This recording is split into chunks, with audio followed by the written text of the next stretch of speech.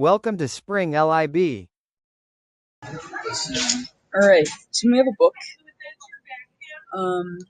Here's our rectangular book.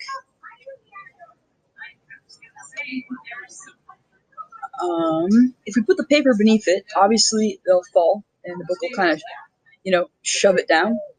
Now, when we put the paper on top of it, let's have the paper be blue. So the paper is going to be on top of it. You should find, you would expect that the paper would fall slower. And the reason for that is because the force of air resistance would be more significant on the paper because it doesn't have as much mass, right? What you might actually find, though, is that the paper will stick to the book. The reason for that, why that would happen, is when the book falls, it's effectively moving all the air out of the way.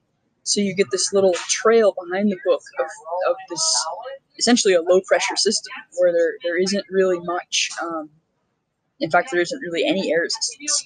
So that's why the paper would fall at exactly the same as the book, because the paper is essentially falling in a vacuum where the book is not.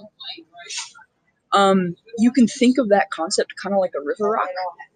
There's a rock in the river, and the river is going to flow right to left. So when it's flowing, the water hits the front of the rock and kind of has to come around. And then it kind of hits the rock and comes around. Hits the rock, comes around, da-da-da-da-da.